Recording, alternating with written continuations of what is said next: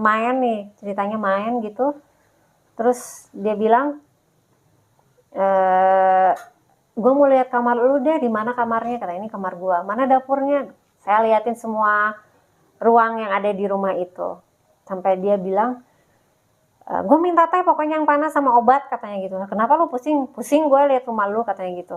Dia itu emang rada-rada aneh ya orangnya gitu. Dia bilang itu bukan rumah buat dihuni orang, katanya. Itu gila, ini banyak banget ya. Aku kan nggak ngerti banyak apa, belum masih peka, aku nggak peka di situ. Cuman setelah dia cerita, yang aku sinkronin sama mimpi aku, ternyata apa yang dia lihat itu ternyata si makhluk ini suka sama aku gitu. Ternyata bukan hanya teman aku yang ini aja yang bilang. Setelah selang beberapa lama ya, hampir beberapa bulan lah ya, sampai aku nggak bisa usaha juga, kayak mau pergi tuh kayak udah dandan rapi, udah mandi, mau pergi sampai nggak jadi, kayak ada yang males gitu, pengen di rumah aja, betah aja gitu di rumah tuh, kayak udah aja di rumah gitu kan. Sampai datang lagi teman ceritanya, sama nih teman aku tuh yang indigo juga ya, Beb, di mana rumahnya? Terus aku sebutin, ini sebelah kanan, gerbangnya udah dibuka. Udah dia padahal ada di depan gerbang, kok nggak masuk? Aku keluar. Ini aku di sini, kenapa nggak masuk?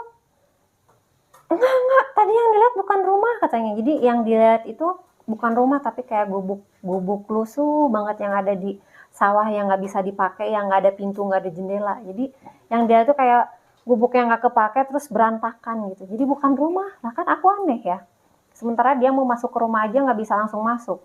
Entah apa yang dia lakukan di luar, entah berkomunikasi atau apa, saya nggak ngerti. Tapi setelah itu dia masuk.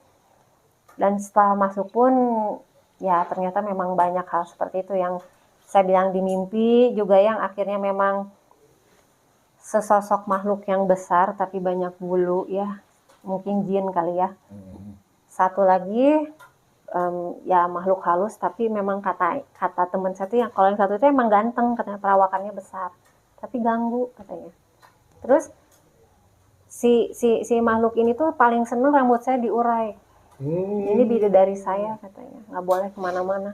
Makanya Jadi rambutnya nggak boleh dikuncir gitu, harus nggak boleh, digerai mesti terus. digerai gitu. Terus sukanya ini ganggunya kan ke anak, jadi sering saya dijambakin supaya ikatan saya tuh dibuka. Nah, terus setiap hari teman saya yang satu lagi ini setiap hari ke rumah, tapi dengan jam yang harus dia hitung menurut dia aman untuk datang ke rumah saya. Antara kalau mau pagi banget, antara misalnya jam 6 sudah di rumah.